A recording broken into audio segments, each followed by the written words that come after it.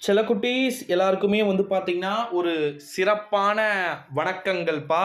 வீடியோக்குள்ள போறதுக்கு முன்னாடி வந்து பார்த்தீங்கன்னா, ரொம்ப ரொம்ப மிக முக்கியமான ஒரு காணொளி அப்படின்னே வந்து சொல்லலாம். குறிப்பா வந்து பார்த்தீங்கன்னா, ஒட்டுமொத்தமான ஸ்டூடண்ட்ஸ்க்குமே நாளைக்கு அகைன் வந்து ஆனுவல் எக்ஸாம் ஸ்டார்ட் ஆக போகுது. 7th ஸ்டாண்டர்ட் ஸ்டூடண்ட்ஸ்க்கான Tamil medium annual question paper model தான்ப்பா பார்க்க போகிறோம். ஓகேங்களா? மாடல் கொஸ்டின் பேப்பர் வீடியோவை ஃபுல்லாக வந்து பாருங்க. வாங்க இப்போ வீடியோக்குள்ளே போகலாம். 7th டோட்டல் மார்க் எவ்வளோ அப்படின்னா 60 மார்க்ஸ்ப்பா. 60 மதிப்பெண்கள். ஓகேங்களா? இந்த 60 மதிப்பெண்களில் எவ்வளோ மார்க் எடுத்தாலும் பாஸ் தான். ஓகேங்களா? ஸோ நீங்கள் வந்து அதை பெருசாக வந்து பயப்பட வேண்டிய அவசியமோ பொருட்படுத்த வேண்டிய அவசியமோ வந்து பார்த்தீங்கன்னா கிடையவே கிடையாது. வாங்க இப்போ வீடியோக்குள்ளே போகலாம். டோட்டலாக எவ்வளோ மார்க் சொல்லிட்டேன், நல்லா புரிஞ்சுக்கோங்க. 60 மார்க்ஸ் வந்து மட்டுமே. ஓகேங்களா? அதில் ஃபஸ்ட்டு 5 பாருங்க.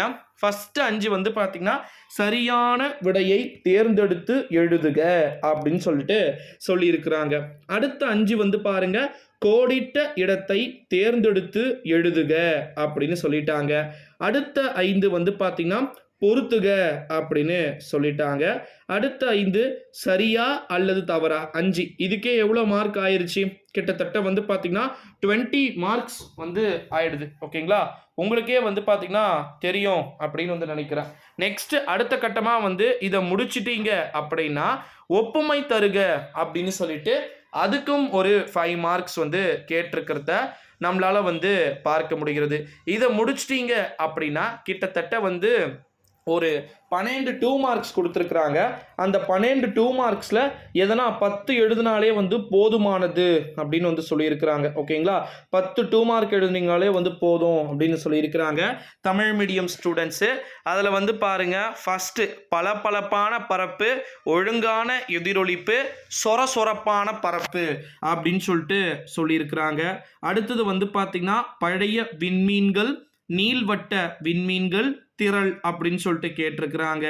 அடுத்தது மிக சுருக்கமாக விடை தருக. இதில் தான் வந்து பார்த்தீங்கன்னா என்ன கேட்டிருக்கிறாங்க, 12 2 மார்க்ஸ் கொடுத்துட்டு எதனா அதில் 10 எழுத சொல்லியிருக்கிறாங்க. ஃபஸ்ட்டு வந்து பாருங்க, நிலா ஒரு ஒளிரும் பொருளா, காரணம் கூறுக.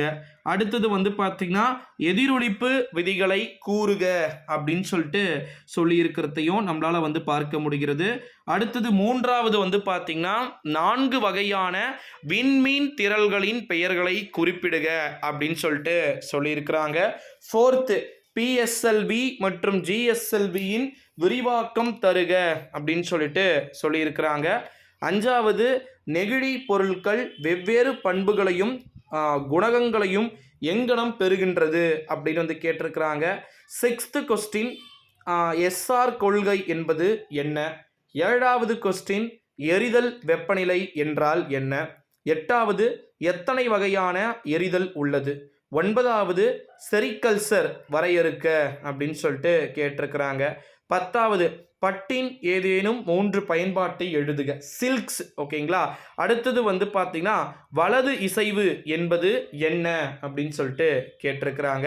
12வது விலங்குகளிடம் இருந்து கிடைக்கக்கூடிய 2 வகையான இழைகளை எழுதுக அப்படின்னு சொல்லிட்டு சொல்லியிருக்கிறாங்க.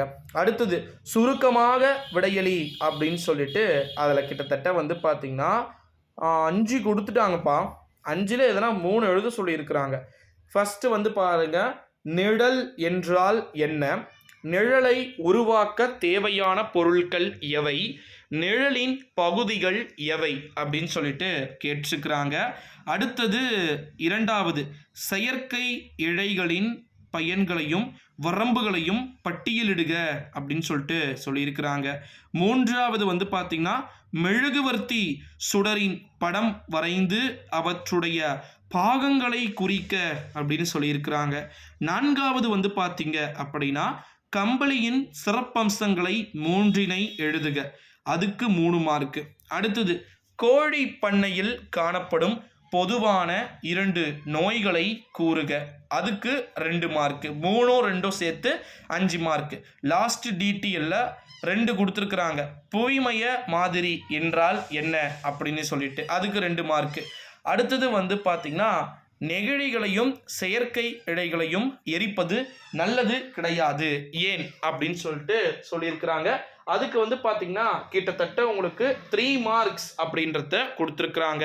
அப்போ டோட்டலாக வந்து டிடிஎல் ஒரு 15 மார்க்கு, அடுத்தது வந்து பார்த்தீங்கன்னா 2 மார்க் வந்து ஒரு 20 மார்க்ஸு, அடுத்ததாக வந்து பார்த்தீங்கன்னா உங்களுக்கு ஒப்புமை தருக 5 மார்க்ஸு, அடுத்தது சரியா தவறா 5 மார்க்ஸு, பொறுத்துக 5 மார்க்ஸு, இப்படி எல்லாத்தையுமே வந்து பார்த்தீங்கன்னா அழகழகா கொடுத்துருக்கிறத நம்மளால வந்து பார்க்க முடிகிறது. இதை முடிச்சிட்டிங்கன்னா நீங்கள் 60க்கு 60 எடுத்துடலாம். ஓகேவா செல்ல குட்டீஸ்? Thank you so மச்ப்பா.